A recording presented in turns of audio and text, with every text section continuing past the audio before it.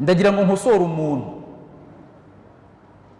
nkosore umuntu wirengagijwe gukosorwa.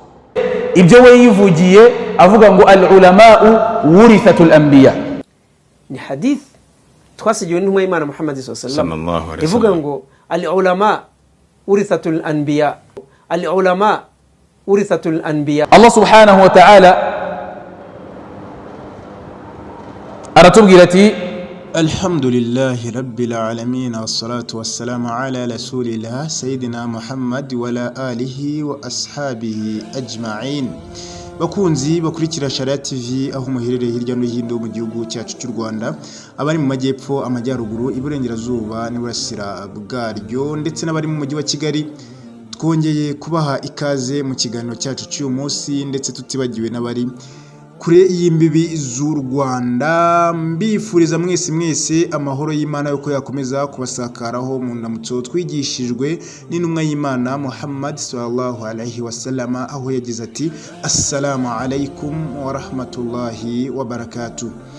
Nyuma rero yo kubaha indamutso no kubifuriza amahoro y'Imana n'intumwa yo kubyabasakaraho, tuje kugira ngo tubagezeho ugukosorwa kwa Imanzi As-Saudi yagiye akorera tushe mu biganiro bigiye bitandukanye, ariko bamwe mu bashekhe bavuga ko bakosora abagoretse imvugo z'intumwa y'Imana ndetse n'abagoretse amagambo matagatifu y'Imana ari muri Qur'ani nibaze kumukosora. Bavandimwe b'Isilamu, niba kuko turi gushaka ukuri ku idini y'Ubuisilamu, tureke kubogama kandi dushyire ukuri mu kuri nk'uko Imana ibidusaba ndetse n'intumwa y'Imana ikabidutegeka. Nyuma rero yo gukora ibiganiro byinshi na nyuma yo guhamagarira abayisilamu kudakora umutambagiro mutagatifu nk'uko mwabyiyumviye mu biganiro byagiye bitambuka, rero Sheikh Binego Hashim akaba yakosoye amwe mu magambo yagoretse ubwo yari mu kiganiro, ndetse n'ubwo hagendaga hagarukwa ku bantu benshi bagiye batandukanye. Izi tushe rero zose akaba ariho zavuye zo kugoreka iyi mvugo ndetse n'amagambo y'Imana ubwayo. Reka twumve uko Sheikh Binego Hashim yakosoye As-Saudi Manzi kuri tushe yagiye akora zigiye zitandukanye, ariko tunibutsa koko baba Sheikh bavuga yuko batazemera yuko ari uzagoreka cyangwa se ngabogame ku magambo y'Imana mu kuri kwayo, yuko bagaragaza kuko kuna kubogama bafite nabo ubwabo bakabasha kugenda bakosora amwe mu makosa akorerwa mu biganiro bikorwa bigiye bitandukanye, kuko birengagiza ukuri bakuzi, kandi ntabwo bikwiye. Ukuri guca muziko nigushye kabone nubwo kwababaza nyirako, ariko ubutumwa bwageze aho ugomba kujya. Sheikh Binego Hashim yakosoye ate As-Saudi Manzi. Reka twumve. Iyi ni Sharia TV rero, komeza ukande subscribe, share ni comment kugira ngo ibiganiro byacu bijye bikugeraho 5 kuri 5. ndagira ngo nkosore umuntu wirengagijwe gukosorwa. Njye naraketse yuko impamvu ashobora kuba yarirengagijwe gukosorwa ari uko ahantu ibintu abivugira ba bandi badukosorera mu ruhame naho ariho bakosorera abandi, kubera yuko uyu muntu ariho abivugira, ubwo nawe banze kumukosora kubera ko ariho abivugira. Ubutumwa bwatambutse kano kanya wenda byagiye bitambuka mu maso ya buri wese yuko hari umuntu ushobora kuvuga aya akayivuga nabi, hakagira abantu bamukosora bakamukosorera mu ruhame ku mbuga nkoranyambaga. Siko bimeze kenshi, ariko ugasanga hari umuntu ukora muri izo mbuga nkoranyambaga, ukoramo wenda afite akazi, Allahu a'lam, akavuga ibintu akabivuga nabi, ntibamukosore. Naketse ko ari uko akora muri ibyo ngibyo batangarizamo ayo makosora yabo, niko nabiketse. ndavuga bibiri wenda ibindi tuzabishakira umwanya wabyo. Umuntu yarihanukiriye hadithi n'uwa Muhammadin sallallahu alaihi wasallam arayibeshyera, igihe kiratambuka wenda nanjye narategereje ndebe ko ari bukosorwe ariko byarirengagijwe. Nyamara muri icyo gihe iyo haza kuza kugira undi utungutse umutwe icyo kintu akakivuga gutyo, abantu bari no kumukubita ahubwo.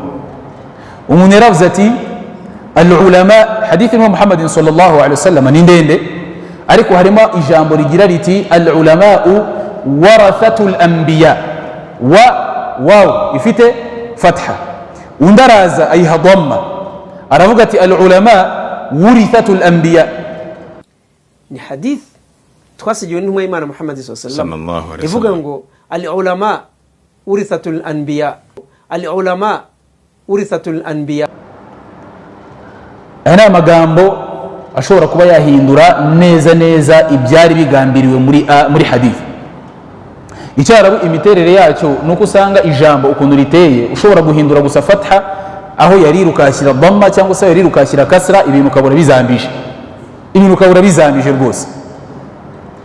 Rero hadithi n'uwa Imana Muhammadin sallallahu alaihi wasallam uko Rasul yayidusigiye, uyu mugabo ndagira ngo mubwire yuko ntabwo arusha icyarabi n'uwa Muhammadin sallallahu alaihi wasallam ku buryo ajya kumukosora ibyo Rasul yasize avuze ngo uyu ngo yabivuge uko abishaka.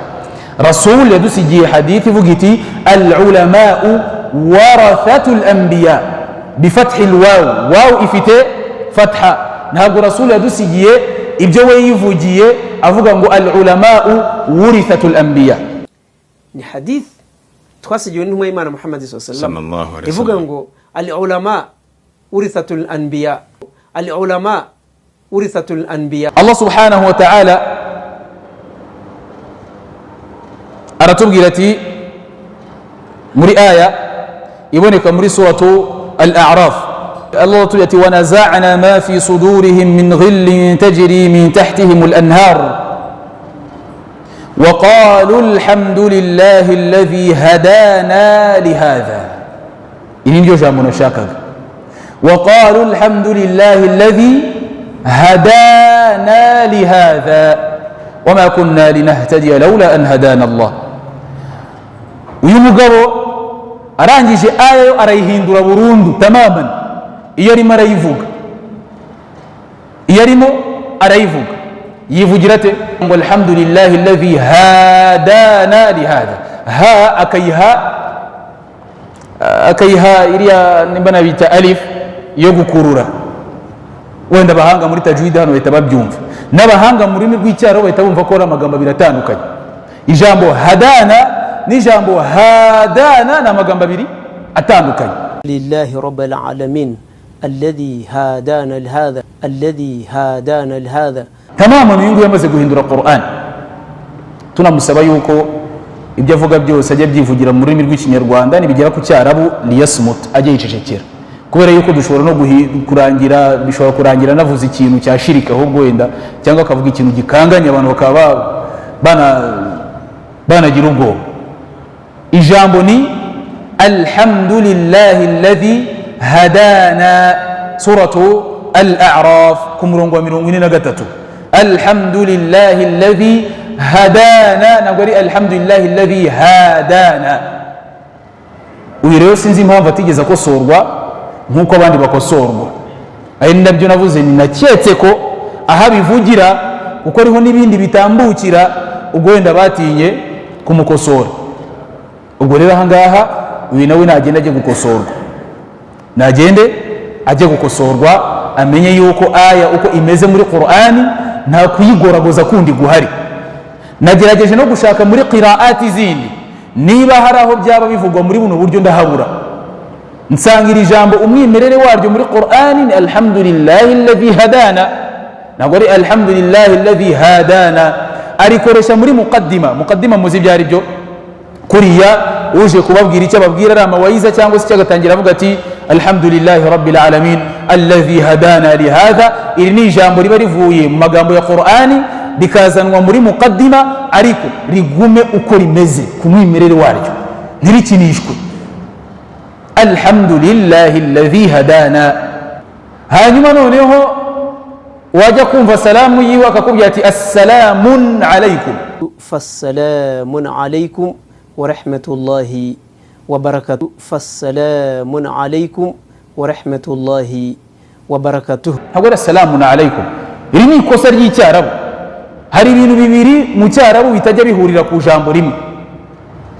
nutangira uvuga uti assalamu, ino mim ntuyihereze dhammatain ngo uvuge assalamun, ahubwo nutangira uti assalamu ubwo ino mim iraba ifite dhamma gusa, uvuga uti assalamu alaykum, ntabwo ari assalamun alaykum. nushaka iyo dhammatain kuyishyiraho, biriya twatangiye tuvuga tuti iriya alif na lam bivaneho, ubwo uvuga uti salamun alaykum wa rahmatullahi wa barakatuh, nkuko byagiye bigaragara muri Qur'ani. Allah subhanahu wa ta'ala atubwira ati salamun qawlan min rabbir rahim. iri jambo no muri Qur'ani riragaragaramo, ariko undi afite ukuntu rifata kari nimba ari imbaraga nyinshi ababivugana ku buryo bigira ngo bimwe na bimwe bikamucika agatangira kubeshyira amagambo ari mu cyarabu. ni ijambo rigira riti assalamu alaykum.